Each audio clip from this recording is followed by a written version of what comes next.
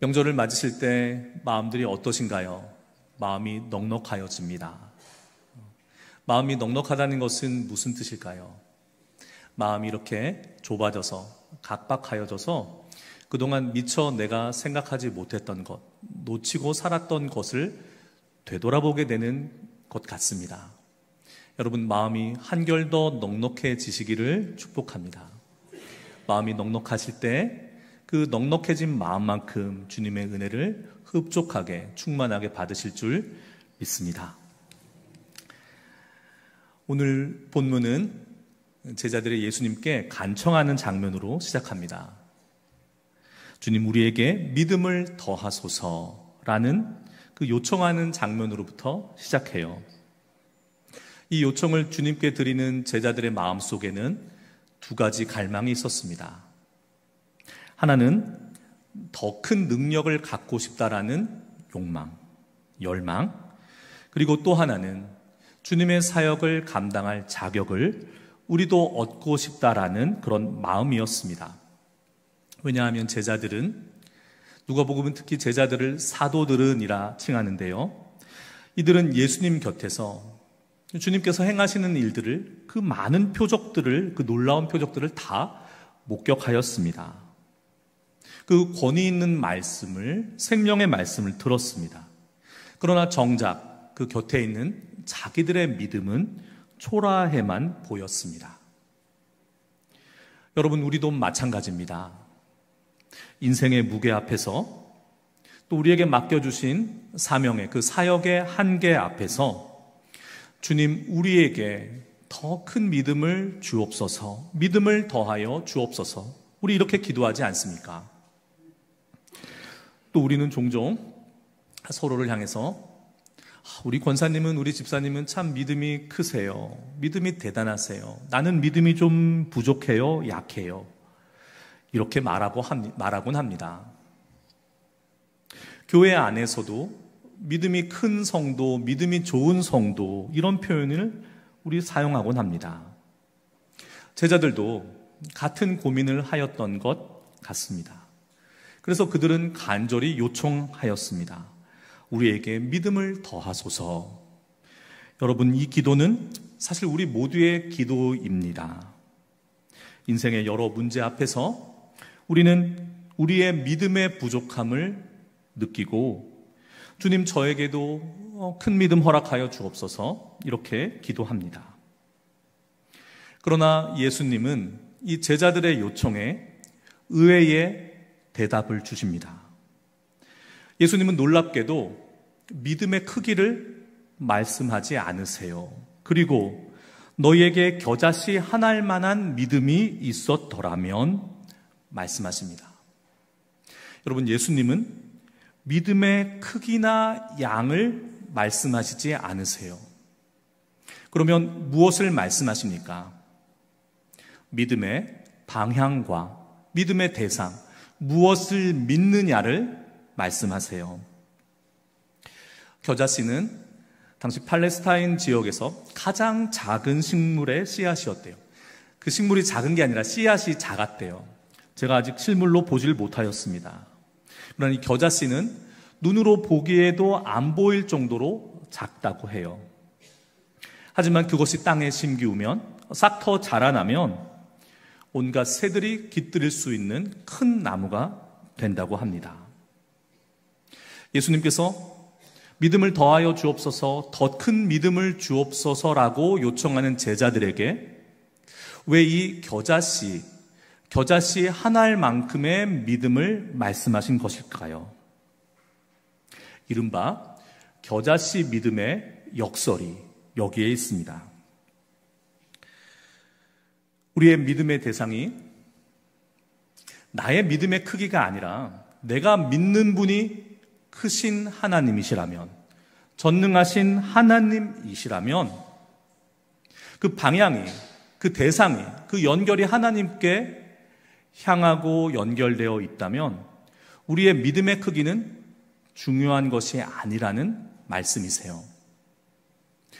예화를 하나 들어볼까요? 유명한 예화입니다. 그 스위치에 대한 예화예요. 이곳 지금 예배당 많은 조명들로 이렇게 환하게 불 밝히고 있습니다. 주일에 아침에 교회에 나와 컴컴한 예배당의 스위치를 누르게 되면 잠깐 사이에 어둠이 물러가고 환해집니다. 스위치. 그런데 여러분, 이 스위치가 크다고 해서, 스위치 자체가 크다고 해서 그 빛이 더욱 밝을까요? 스위치가 자기가 빛을 내는 것이 아니라 스위치의 일은 흘러온 전력을 이어주는 역할을 하는 것입니다. 여러분, 우리 믿음이 꼭 스위치 같습니다. 큰 믿음을 주옵소서라는 것을 잠깐 생각해보면, 멈춰 생각해보면 주님, 나의 스위치를 크게 하여 주옵소서와 매 한 가지 기도 드리는 거예요. 무슨 얘기냐? 불을 밝히는 것은, 빛을 발하는 것은 전기고 전력이지 그 스위치 자체의 역할이 아니지 않습니까? 믿음은 하나님께 연결되는 거예요. 내 믿음이 크다고 해서 하나님의 능력이 크게 역사하는 것이 아니라 내 믿음이 나로 하여금 하나님과 연결되게 만들 때 그 연결을 통하여서 하나님의 능력의 역사가 일어난다, 이것입니다. 우리의 믿음이 겨자씨처럼 작아 보여도, 스위치가 작아도 그 스위치 본연의 기능을 한다면, 그 믿음의 본연의 그 일을 한다면 하나님과 우리는 연결되고 그 겨자씨 한 알만큼의 작은 믿음이 산을 옮기우고 뽕나무도로 옮겨 바다에 심겨오라 하면 그 나무가 순종할 정도의 믿음의 기적을 낳는다, 이것입니다. 여러분, 우리의 문제라고 말씀드려서 죄송해요. 우리가 한번 되돌아보아야 할 것은, 우리의 믿음의 문제는 그 크기, 그 양에 있지 않다는 것입니다. 그럼 무엇이 중요하다는 것입니까? 우리의 믿음이 하나님께 연결되어 있는가? 오늘 우리의 문제는 믿음이 작은 것이 아니라 그 작은 믿음조차 살아내지 못하고 있다는 것입니다. 여러분, 우리의 믿음의 방향과 그 대상을 다시 한번 재정의해 보시기를 소망합니다. 그리고 또 하나 행하셔야 합니다. 믿음은 그 행함으로만 온전해집니다. 이어지는 말씀에서 예수님께서는 무익한 종의 비유를 드시는데, 지금 겨자씨 하나의 믿음의 그 역설의 말씀과 이어지는 거예요. 믿음은 양과 크기의 문제가 아니다라는 말씀을 설명하고 계신 것입니다. 이 종의 비유가 우리에게는 다소 불편하게 들릴 수 있어요. 왜냐하면 종이 밭을 갈고 맡겨진 소임을 다하고 돌아옵니다. 그러면 상을 받는 것이 아니라 오히려 주인의 명령이 이어져요. 상을 차려야 되고 주인을 이렇게 섬겨야 합니다. 그렇게 주인의 명령을 계속 수행하고 나서도 이 종의 입에서는 나는 무익한 종이라는 고백을 하는 것이 마땅하다, 이것입니다. 이 비유의 말씀을 본문 그대로 한번 다시 읽겠습니다. 너희 중 누구에게 밭을 갈거나 양을 치거나 하는 종이 있어 밭에서 돌아오면 그더러 곧 와 앉아서 먹으라 말할 자가 있느냐? 도리어 그더러 내 먹을 것을 준비하고 띠를 띠고 내가 마시고 먹고 마시는 동안에 수종 들고 너는 그 후에 먹고 마시라 하지 않겠느냐? 명한대로 하였다고 종에게 감사하겠느냐? 이와 같이 너희도 명령받은 것을 다 행한 후에 이르기를 우리는 무익한 종이라 우리가 해야 할 일을 한 것뿐이라 할지니라. 여러분, 이 말씀 어떠십니까? 섭섭하세요? 수고하였다, 잘하였다, 우리 칭찬받기를 원합니다. 주님께서 내 애씀을 좀 알아주시기를, 상 주시기를 바라요. 그런데 한 일을, 한 역할을 잘 수행하고 나면 그 다음 일, 감사도 주인이 표하지 않아요. 그런 와중에 종이라면 어떻게 해야 한다는 겁니까? 나는 당신께 무익한 종입니다 라고 고백하여야 한다는 것이에요. 얼마나 와 닿으십니까? 세상은요, 자기가 기여한 대로, 공헌한 대로 보상을 요구합니다. 우리가 공정하다, 공정하지 못하다 말할 때 그 기여한 바, 그 정도와 돌아오는 대가와 보상의 그 양을 저울질하지 않습니까? 그래서 공정하다, 공정하지 못하다, 우리 그렇게 이야기하잖아요. 우리 가운데 그 공정하지 못함을 견뎌낼 수 있는 사람이 얼마나 있을까요? 다들 정의로우세요? 다들 공정을 말씀하세요. 그러나 오늘 이 무익한 종의 비유, 우리 주님과 우리와의 관계에 있어서 이 공정하지 못함을 여러분들은 어떻게 이해하고 계십니까? 이 이야기는 제자들이 우리에게 믿음을 더하여 주옵소서라고 요청한 데에 따른 주님의 답변 가운데, 그 말씀 가운데 연속되는 이야기예요. 주님은 지금 믿음을 말하고 계세요. 이 믿음과 무익한 종은 어떤 연결이 가능한 것일까요? 예수님은 믿음을 말씀하시며 우리가 믿음을 제대로 알기를, 이해하기를 원하시며 이 말씀을 주시는데, 믿음이란 것은 주인 되신 하나님께, 내 주인께 내가 순종하는 태도라, 이것입니다. 믿음은 내가 무엇을 할 수 있다, 또는 주님 내가 이 일을 행하였나이다 자랑하는 것이 아니라, 나는 무익한 종입니다, 주님. 나는 주인의 말씀을, 그 명령을 따르는 그 존재에 불과합니다, 주님. 이라고 고백하는 것에 있다, 이것입니다. 여러분, 믿음은 나의 감정의 의지의 확신이 아니에요. 잘못 방향 지워진 믿음은 반드시 자기의 신념 안에 갇히게 되어 있습니다. 믿음이란 건 이러해야 해. 만약에 마음속에 또는 지내오시면서 일말에 그런 것이 있다면 이 시간 모두 그것이 눈 녹듯 제하여지기를 축복합니다. 왜냐하면 믿음은 우리의 모든 것이에요. 여러분, 우리가 우리 스스로를 어떻게 정의 내립니까? 우리 예수님 믿는 사람들 아닙니까? 신자들이에요. 성도들입니다. 믿음이 이기네, 믿음이 이기네, 믿음이 세상을 이기네. 그렇게 우리 세상을 살고 있지 않습니까? 그런데 만약 내가 이해하고 있는, 내가 금과 옥조처럼 여기고 있는 나의 믿음에 대한 정의가 예수님이 말씀하신 성경이 정의한 그것과 다르다고 한다면 이거 큰일 날 일이에요. 믿음이 아닌 다른 불순물로부터 제하는 것들이 우리에게 반드시 필요한 일입니다. 나의 의지적 결단이나 어떤 감정적인 확신이나 열정이 아니다. 오늘 말씀 속에 주님께서 제정해 하여 주신 믿음은 순종이다. 그리고 그 순종의 실천이다. 이것입니다. 믿음은 크기를 자랑하는 것이 아닙니다. 그래서 겨자씨를 말씀하신 거예요. 겨자씨와 같이 작아도 그것이 하나님을 향한 하나님께 두는 믿음이면 충분합니다. 기도의 사람 조지 밀러는 이렇게 말하였습니다. 그는 수천 명의 고아를 돌봤습니다. 한 개인이 감당할 수 있는 일이 아니에요. 그는 늘 이렇게 고백하였다고 해요. 저는 큰 믿음을 가진 자가 아닙니다.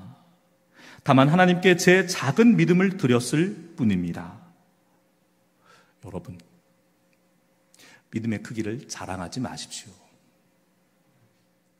나의 작은 믿음을, 온전하다 말할 수 없는 믿음을 하나님께, 우리 주님께 드릴 때 마치 스위치를 통하여서 흘러온 전기가 연결되어 빛을 발하는 것처럼 하나님의 일이, 하나님의 영광이 우리의 삶을 통해서 이루어지는 것입니다.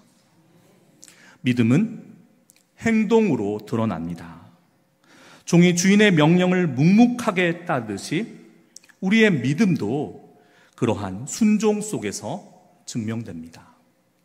믿음을 말하면서 행함과 믿음에 대한 우리 신자들의 해묵은 오해가 있어요. 10월이고 10월의 마지막 주일은 우리 종교개혁 기념주일로 지키는데 15세기에 이 종교개혁이 일어났을 때 저는 종교개혁을 이렇게 이해합니다. 우리들 믿음에 있어서 신앙에 있어서 하나님께로부터 온 것이 아닌 인간이 만든 불순물들을 제하는 것이다. 그때 어떤 누룩이 있었습니까?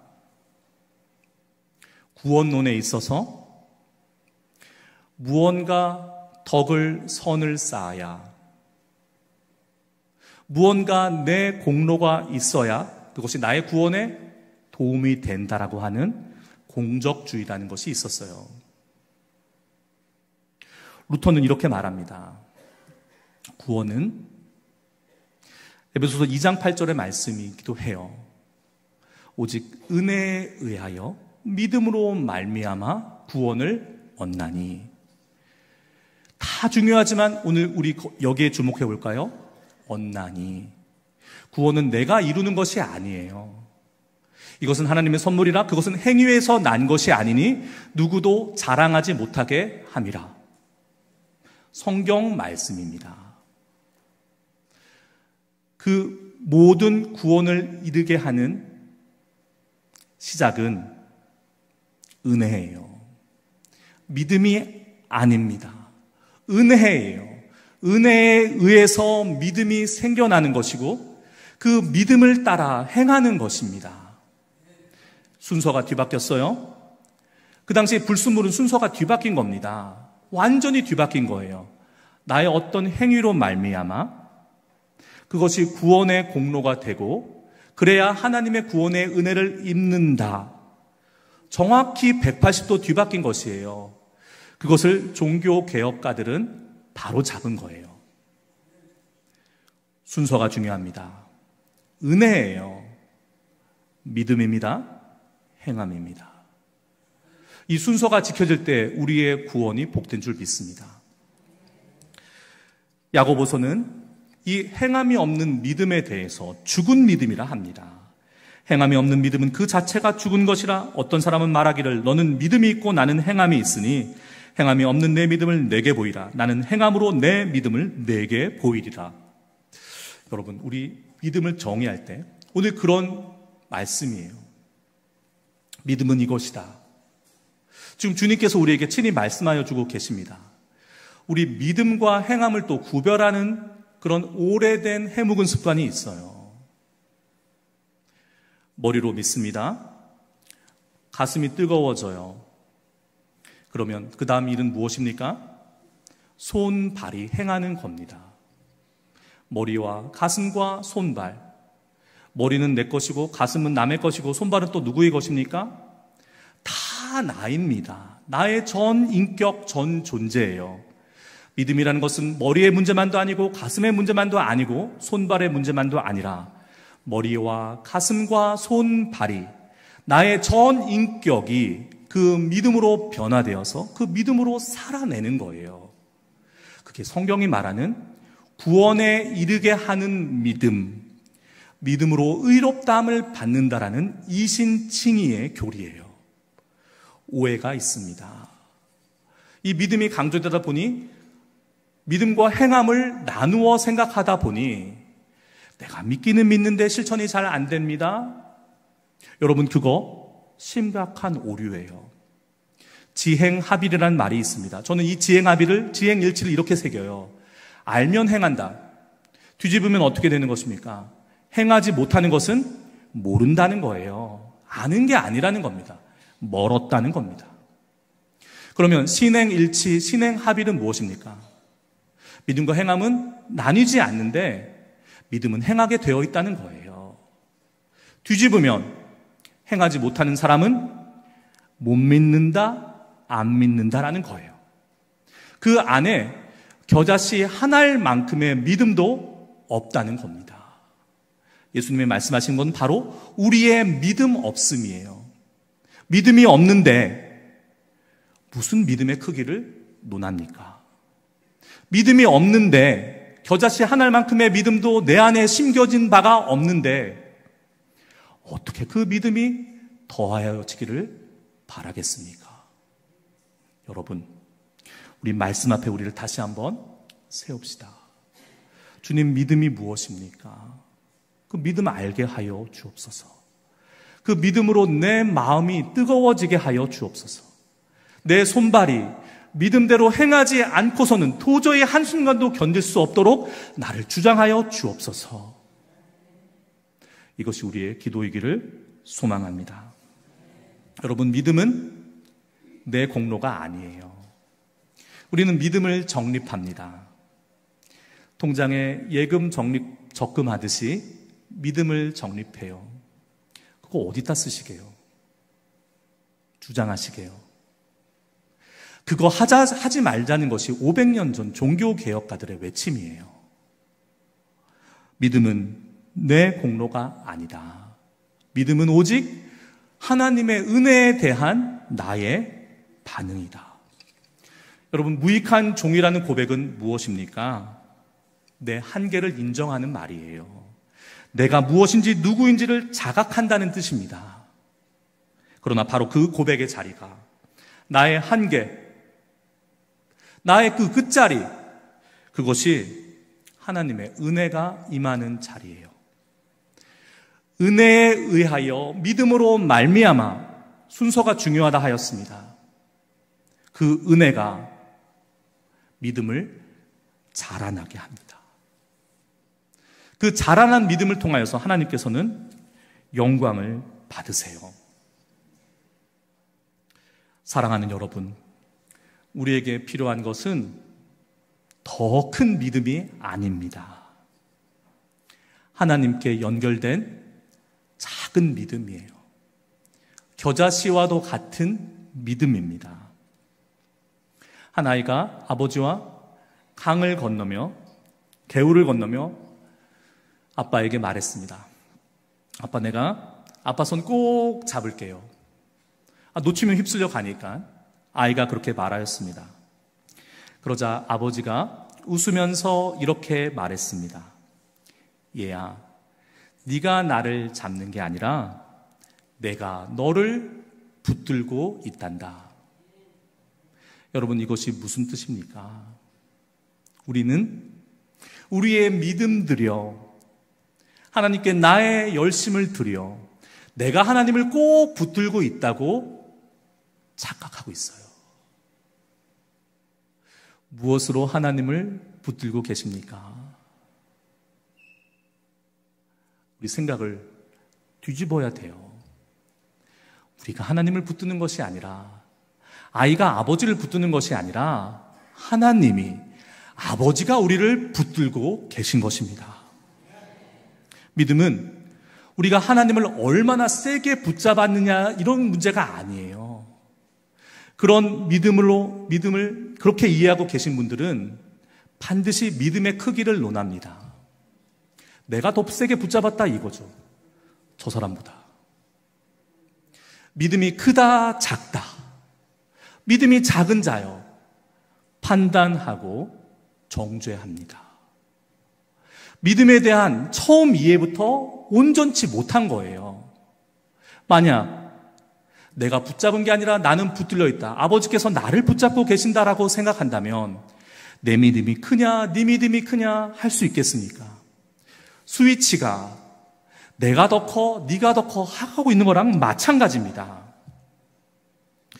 여러분, 우리의 열심보다, 우리의 신앙의 열심보다 우리들 구원을 이루어 가시는 하나님의 열심이 크십니다.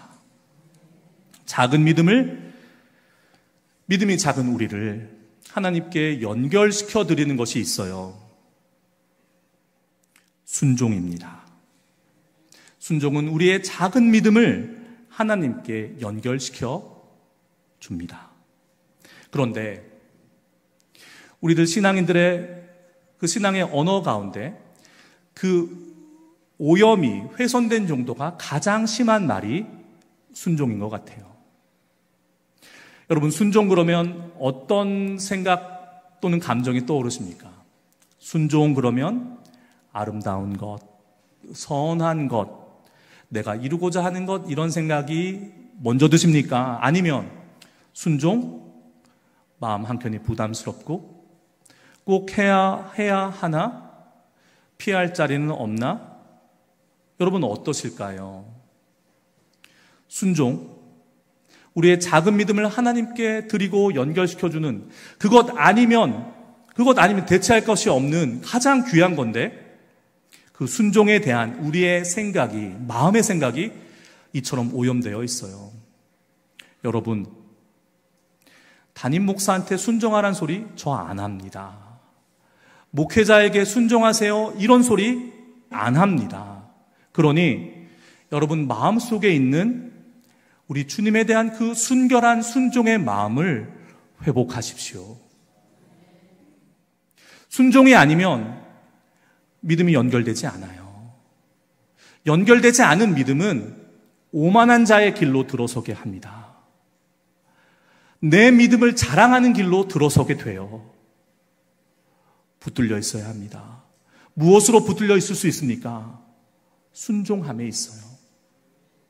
여러분, 이 순종함도 은혜입니다. 우리가 많은 것을 잃어가고 있는데 가장 큰 것이 순종이라면 그 가운데 우리를 버티게 해주는 것은 은혜예요. 우리들 신앙의 언어 중에 가장 많이 오염되고 훼손된 것이 순종이라면 그래도 그나마 건사하고 유지되고 있는 것은 은혜예요. 왜냐하면 여러분, 은혜 그러면 마음속에 어떤 마음과 생각이 드십니까? 마음이 따뜻해지고 눈가가 촉촉해지고 감사가 나오고 그게 은혜잖아요. 그러면 그 은혜 입은 자의 순종함은 더하면 더했지 덜하지 않아야 되지 않습니까? 감사함으로 순종할 수 있어야 되고 눈물로 순종할 수 있어야 되고 순종하는 것이 아름다워야 한다고 내가 그렇게 내 내면이 아름다워지고 주님의 사람으로 자녀답게 자녀로서 살아가고 있다는 그런 확신이 들지 않습니까? 순종함으로 인해서요. 무엇이 우리의 순종을 막고 있습니까? 믿음을 더하여 주옵소서라는 기도보다 주님, 우리로 순종케 하여 주옵소서, 나의 순종을 회복케 하여 주옵소서, 이것이 우리의 더 큰 기도가 되어야 함을 믿습니다. 오늘 우리의 삶 속에서 작은 믿음, 그러나 큰 순종을 실천합시다. 미움을 품은 자리에서 용서를 택하십시오. 한가위 명절에 가족들이 모입니다. 얼마나 반갑고 얼마나 정겹습니까? 그러나 대화가 이렇게 길어지다 보면 내 안에, 그 가정 안에 해묵은 가라앉아 있었던 일들이 떠올라요. 뭔가 섭섭하고 뭔가 마음에 응어려진 것들이 역사합니다. 여러분, 우리가 오늘 작은 믿음과 큰 순종을 주님으로부터 배우고 있습니다. 또 머리에서만 그치지 마시고 마음 따뜻해지는 것으로 만족하지 마시고 한가위, 이 명절 가운데 내 사랑하는 가족들과 한번 그 일을 실천해 보십시오. 오늘 우리가 읽은 말씀 그 직전에 용서에 대한 예수님의 말씀이 있어요. 어떤 사람이 하루에 7번 찾아와서 7번 잘못했다 회개한다. 주님, 이 사람 용서해 줘야 될까요? 주님, 무엇이라 말씀하십니까? 용서하라. 그의 진정성도 용서에 합당한 아무것도 없다고 할지라도 용서하라. 여러분, 이 용서에 대한 가르침은 그 또한 뒤집어 새길 필요가 있어요. 여러분, 우리 가운데 하루에 7번 용서한 자를 7번 용서할 수 있는 사람이 누가 있겠습니까? 용서는 사람의 일이 아니에요. 용서는 하나님만이 하시는 일입니다. 그럼 우리로 하여금 용서하라고 하는 이유는 무엇일까요? 그 용서가 안 되는 바로 그 자리에서 나의 겨자씨만한 믿음을 주님께 연결시키는 것입니다. 스위치가 온 되는 거예요. 하나님의 사랑이 전선을 타고 전깃줄이 임하는 것처럼 나에게, 내 마음에, 내 입술에 임할 때만 그 사람을 향해서 미움이 아닌 사랑을 전할 수 있는 겁니다. 여러분, 이번 명절 가운데 꼭 실천해 보시기를 축복합니다. 두려움 속에서 우리 얼마나 불안과 두려움의 시대를 살고 있습니까? 살 길을 찾기 전에 기도하시는 것이 먼저예요. 이것이 작은 믿음, 큰 순종입니다. 우리들 인생의 무게, 그 책임이 얼마나 무겁습니까? 그 앞에서 충성을 다하는 것, 그것이 바로 오늘 주님께서 말씀해 주신 겨자씨 믿음이에요. 그 믿음이, 겨자씨 한 알만큼의 믿음이 산을 옮긴다 하셨습니다. 나무더러 뽑히어 바다에 심기오라 하면 그 나무가 순종한다 하셨습니다. 여러분, 우리의 작은 믿음을 주님께 드립시다. 그 믿음을 통하여서 하나님께서 역사하십니다. 우리의 순종을 통하여서 하나님께서 당신의 영광을 받으십니다. 우리의 작은 믿음을 하나님께 드리며 순종으로 살아내는 우리 모두가 되기를 주님의 이름으로 축원합니다. 기도하십시다.